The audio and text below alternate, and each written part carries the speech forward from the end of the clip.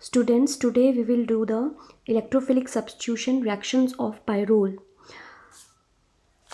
First of all, we will do nitration. For nitration, we will use here acetyl nitrate and acetic anhydride. And then nitro group gets substituted in the second position. Most of the substitution takes place only in second position, and substitution takes place at third position only when the second position is blocked. और यहाँ पर हमने acetyl nitrate और acetic anhydride का use किया है instead of HNO3 and H2SO4 which are generally used as nitrating agent, क्योंकि बहुत ज़्यादा एसिडिक कंडीशंस में पायरोल अंडरगोज पॉलीमराइजेशन, तो हम बहुत ज़्यादा एसिडिक कंडीशंस अवॉइड करेंगे और mild nitrating agents like acetyl nitrate use करेंगे. Then for sulfonation we will use sulfur trioxide and pyridine in the presence of pyridine at a temperature range of 373 Kelvin, and sulfonic acid group get introduced at the second position. वो second position पर substitute हो जाएगा to form the pyrrole to sulfonic acid. अब जो halogenation reactions होते हैं they are very vigorous, क्योंकि pyrrole ज़्यादा रिएक्टिव होती है बेंजीन से. तो यहाँ पर हमने आयोडीनेशन का एग्जाम्पल लिया है और हमारे पास चारों की चारों पोजीशंस में आयोडीन एटम्स लगे हैं. चारों पोजीशंस सब्स्टिट्यूट हो गई हैं by the iodine atoms because halogenation is very vigorous. And for iodination we take iodine in the presence of Ki, potassium iodide, and it formed a tetraiodopyrrole.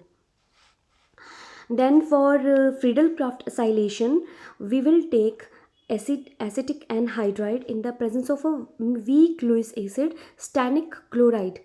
Stannic chloride का हमने use किया. Then acetyl group gets introduced in the second position. यहाँ पर भी हमने, क्योंकि इसकी reactivity pyrrole की रिएक्टिविटी ज़्यादा है इन कंपैरिजन टू बेंजीन, तो we will use a weak Lewis acid like stannic chloride. Then Reimer Tiemann reaction में हमारे जो रिएजेंट्स होते हैं that is chloroform in the presence of a base. Then CHO group get introduced at the second position to form 2 pyrrole carbaldehyde. और Reimer Tiemann reaction में जो attacking reagent होता है वो होती है डाइक्लोरोकार्बीन. डाइक्लोरोकार्बीन is the electrophile. It is a neutral electron deficient species. And how it is formed? It is formed by the, क्योंकि हमने बेस और क्लोरोफॉर्म का यूज़ किया है, तो बेस जो है from this OH negative from the base abstracts the hydrogen atom from the chloroform to form CCl3 negative. Then this CCl3 negative removes once chloride ion, मतलब यहाँ से क्लोराइड आयन निकल जाएगा, leaving behind CCl2 which is dichlorocarbene, and it acts as an electrophile in the Riemer-Tiemann reaction. The next reaction is coupling reaction. When pyrrole is treated with the benzene diazonium halides or benzene diazonium salts, then this aryl group get coupled through this diazo group on the pyrrole ring at the second position. The next reaction is Gettermann-Koch reaction. When pyrrole is treated with HCN, HCl and water, then again CHO group get introduced in the second position. Then there are some special reactions of the pyrrole, like some special features of the pyrrole. First of all, we will discuss its acidic character. अब acidic character कब आता है? जब कोई compound H+ ion को release करता है. तो यहाँ पर हम पायरोल में देखें, this hydrogen atom is attach to this electronegative nitrogen atom. तो यही एक हाइड्रोजन हो सकता है जो एसिडिक नेचर का हो सकता है. तो when pyrrole is weakly acidic in nature, when it is treated with some very strong bases, तो ये अपना H+ रिलीज़ कर देगा इस बेस को and leaving behind the forming a anion. तो it forms potassium pyrrolate anion by releasing its H+ ion. तो in the presence of strong base, pyrrole also act as a acid.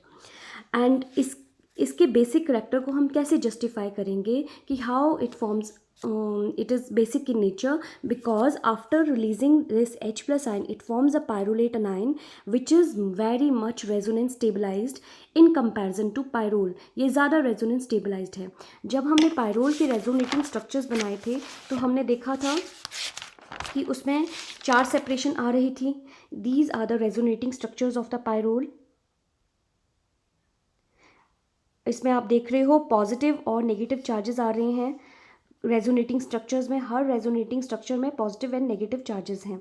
तो the structures which involve charge separation, जिसमें positive और negative charges होते हैं, they involve charge separation and they have more energy. और जिसमें ज़्यादा energy होगी they are somewhat unstable. But जब हम पायरोलेट अनायन के रेजोनेटिंग स्ट्रक्चर्स बनाएंगे,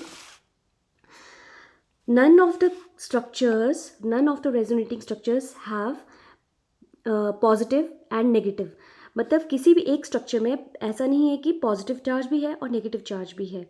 the negative charge is delocalised over all the atoms.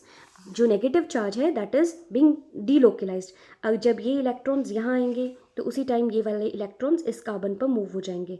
फिर नेक्स्ट स्ट्रक्चर में ये वाले जब इलेक्ट्रॉन्स इधर आएंगे तो ये वाले इधर शिफ्ट हो जाएंगे, इस कार्बन एटम पर आ जाएंगे. एंड द नेक्स्ट स्ट्रक्चर जब ये वाले इलेक्ट्रॉन्स यहाँ आएंगे तो नेक्स्ट वाले इलेक्ट्रॉन्स इस कार्बन एटम पर मूव कर जाएंगे. तो इस तरह से हमारे पास 5 रेजोनेटिंग स्ट्रक्चर्स बन जाएंगे and none of the structures involve charge separation. तो therefore pyrrolate anion is more resonance stabilized than the pyrrole. तो जो कि इसके बेसिक करेक्टर एसिडिक करेक्टर को जस्टिफाई करता है कि after releasing the H plus ion it forms a pyrrolate anion. Then we will move on to the basic character. Basic character हम pKb value से लेते हैं and pKb value is negative log of the Kb. Basicity constant है ये. Means higher the value of pKb lower is its basic character. जितना ज़्यादा pKb की value ज़्यादा है उतना ही ये कम बेसिक है. अगर हम एरोमेटिक अमीन्स की बेसिसिटी pKb वैल्यू देखें तो इसकी 10 आ रही है और जब हमने पायरोल की pKb वैल्यू ली तो ये 14 आ रही है. Means pyrrole is less basic then aromatic amines. और वो हमने पहले भी किया था कि जो बेसिक करेक्टर कब होता है और हम बेसिक करेक्टर को रिलेट कर सकते हैं कि tendency to donate its electron pair to some electron deficient compound.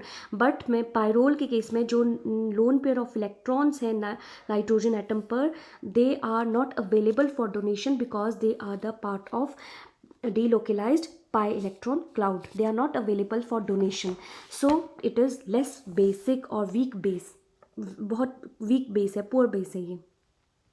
Then next special reactions में हमारे आते हैं reduction reaction of the pyrrole. When pyrrole is treated with mild reducing agent like zinc and acetic acid, then 2 hydrogen atoms are added to this second position and fifth position. और हम एक चीज़ मैंने आपको बतानी है कि नंबरिंग हम हमेशा एंटी क्लॉकवाइज डायरेक्शन में करते हैं. तो ये सेकेंड पोजीशन होगी, ये फिफ्थ पोजीशन होगी.